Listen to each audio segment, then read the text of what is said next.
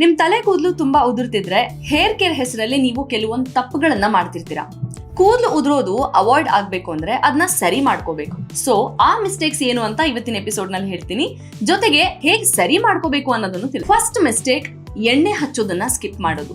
ಕೂದಲಿಗೆ ಎಣ್ಣೆ ಹಚ್ಚೋದು ತುಂಬಾ ಇಂಪಾರ್ಟೆಂಟ್. ಟೈಮ್ ಇಲ್ಲ ಅಂತ ತುಂಬಾ ಜನ ಸ್ಕಿಪ್ ಮಾಡ್ಬಿಡ್ತಾರೆ, ಅದು ಕೂಡ ದೊಡ್ಡ ತಪ್ಪು. ಇದರಿಂದ ಕೂದಲು ಡ್ಯಾಮೇಜ್ ಆಗಿ ಉದುರೋಕ್ ಶುರುವಾಗುತ್ತೆ. ಸೊ ವಾರದಲ್ಲಿ 2 ದಿನ ಆದ್ರೂ ತಲೆಗೆ ಎಣ್ಣೆ ಹಚ್ಕೋಬೇಕು.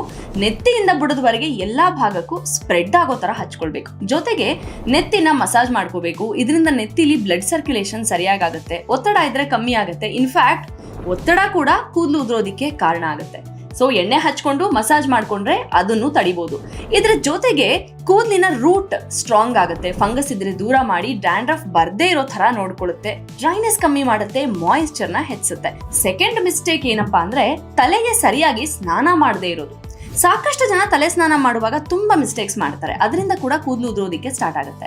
ಅದರಲ್ಲಿ ಫಸ್ಟ್ ಮಿಸ್ಟೇಕ್, ಎಣ್ಣೆ ಹಚ್ಚದೆ ಸ್ನಾನ ಮಾಡೋದು.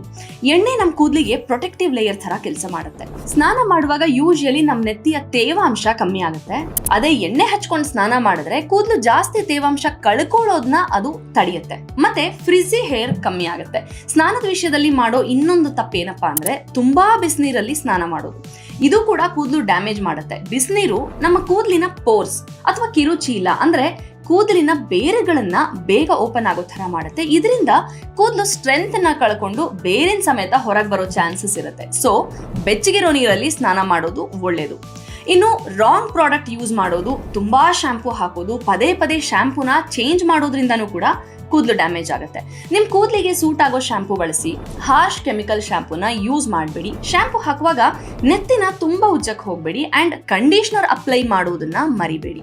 ವಾರಕ್ಕೆ 2 ರಿಂದ 3 ಸಲ ತಲೆ ಸ್ನಾನ ಮಾಡಿದ್ರೆ ಸಾಕು. ತುಂಬಾ ಸಲ ತಲೆಗೆ ಸ್ನಾನ ಮಾಡೋದು ಅಥವಾ ತಲೆ ಸ್ನಾನ ಮಾಡ್ದಲೇ ಇರೋದ್ರಿಂದನೂ ಕೂಡ ಕೂದಲು ಹಾಳಾಗುತ್ತೆ. ನೆಕ್ಸ್ಟ್, ಸ್ನಾನ ಆದ್ಮೇಲಿನ ಕೇರ್.